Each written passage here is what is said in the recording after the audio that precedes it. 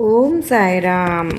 ఒక 80 ఏళ్ల వృద్ధ పూజారి కోర్టుకి తీసుకుని వచ్చి ఆ పూజారి అక్రమంగా ఆస్తులు సంపాదించారు అని, ప్రభుత్వానికి ట్యాక్స్ కట్టలేదని విచారించి అతనికి శిక్ష పడాలని ఒక లాయరు జడ్జిని కోరుతారనమాట.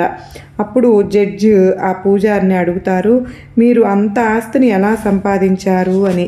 ఆ పూజారి ఇలా చెబుతారు, నేను సంపాదించినది అంతా నీతిగానే సంపాదించాను, ఒక్క అవినీతి కూడా ఆ పని కూడా చేయలేదు నేను అని అంటారు. అప్పుడు ఆ జడ్జి అంత ఆస్తిని ఎలా సంపాదించారో చెప్పండి అని అడుగుతారు.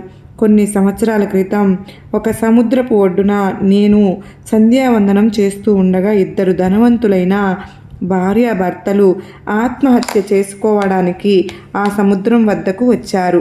వాళ్ళ వద్దకు వెళ్ళి ఆత్మహత్య మహాపాపము అని వివరించాను. వాళ్ళు ఆత్మహత్య విరమించుకుని నా మాట మీద గౌరవంతో వెళ్ళిపోయారు. కొన్ని రోజుల తరువాత నా దగ్గరకు వచ్చి మా సమస్యలు తీరిపోయాయి అని చెప్పి కొంత ధనం ఇచ్చిపోయి వెళ్ళారు. అప్పుడు వాళ్లకు సంతానం కలగాలని ఆశీర్వదించాను. మరి కొన్నాళ్ళ తరువాత వాళ్లకు పుట్టిన కొడుకును తీసుకుని వచ్చి ఆశీర్వదించమని అడిగారు. అప్పుడు నేను మీ కొడుకు పెద్దవాడై మీకు పేరు ప్రతిష్టలు తీసుకొస్తాడని ఆశీర్వదించాను. అప్పుడు వాళ్ళు వద్దన్నా కొంత డబ్బు ఇచ్చి వెళ్ళిపోయారు. మళ్ళీ ఈ మధ్యన ఆ దంపతులు నా దగ్గరకు వచ్చి మా కొడుకు పెద్దవాడై చాలా ప్రయోజకుడు అయ్యాడు అని చెప్పి ఆశీర్వదించమని అడిగారు. వాళ్ళని మీరు కలకాలం ఆరోగ్యంతో జీవించాలని ఆశీర్వదించాను.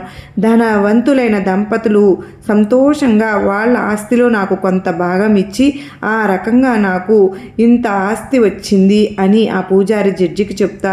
జడ్జి కొంతసేపు ఆలోచించి ఆ పూజారి చేసిన దానిలో తప్పు లేదని, అదంతా నీతిగా సంపాదించినదే అని తీర్పు ఇచ్చారు.